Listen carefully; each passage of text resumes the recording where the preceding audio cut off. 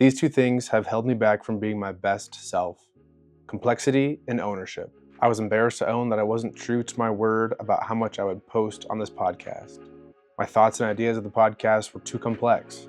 Tony Robbins said it best: complexity is the enemy to execution. In this episode, I'll help you achieve those long shot goals that we are working towards and give you relationship advice. Stick around.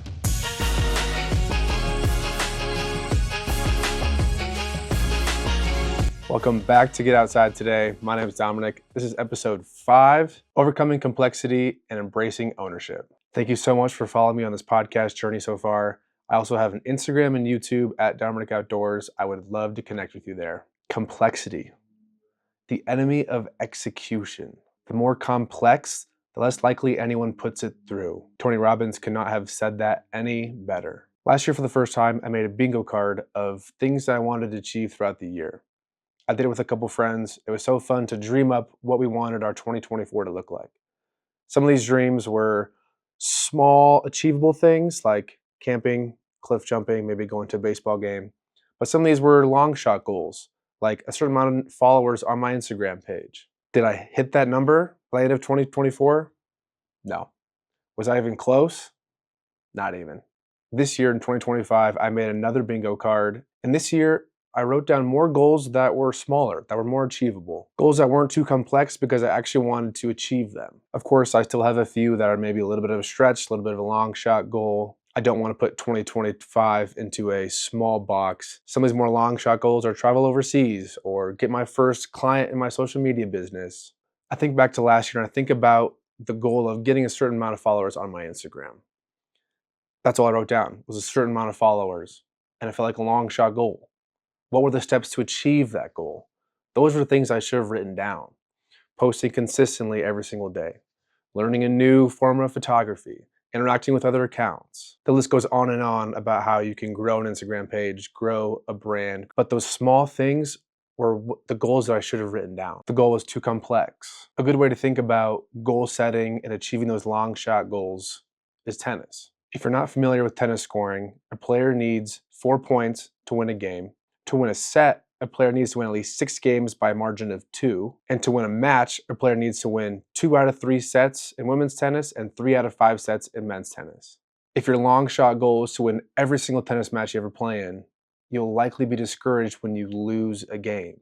So set goals to win each game, to improve your serve, to improve your backhand, to be better at protecting the net.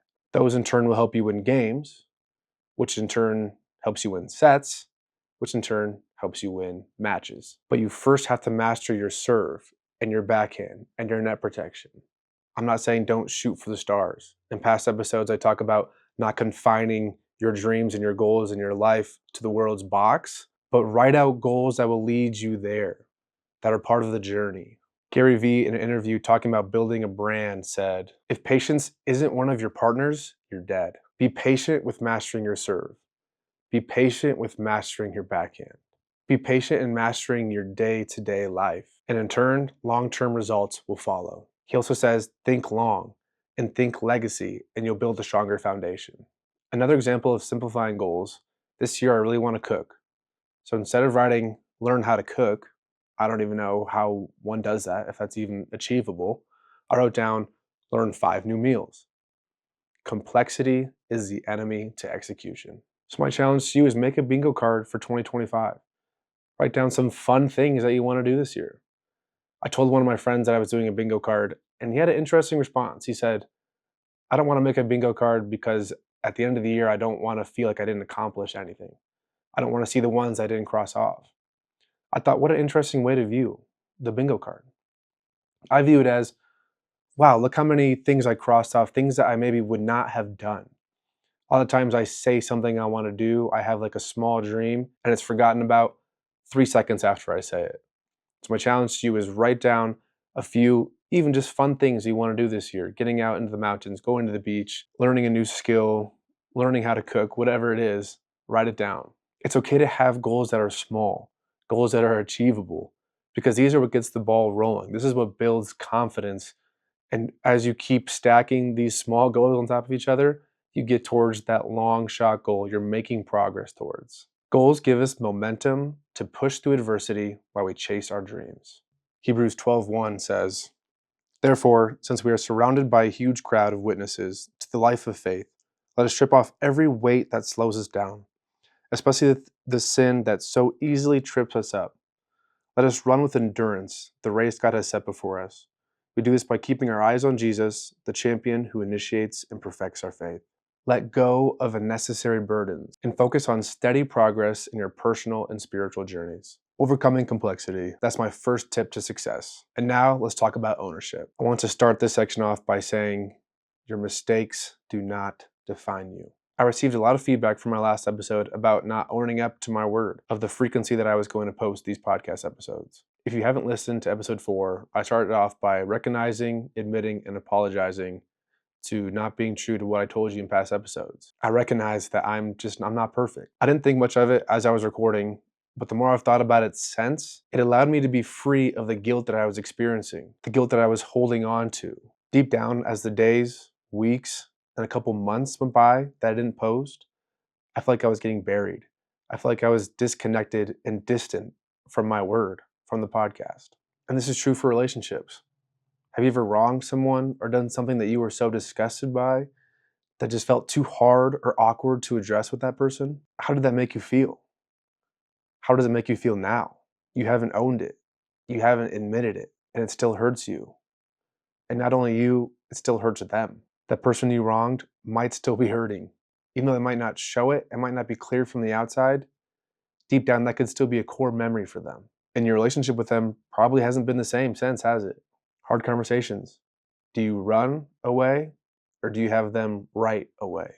Something I've learned over the years, being in a relationship with family, friends, girlfriends, is that when you realize that a hard conversation needs to happen, that's probably the easiest time to have that conversation.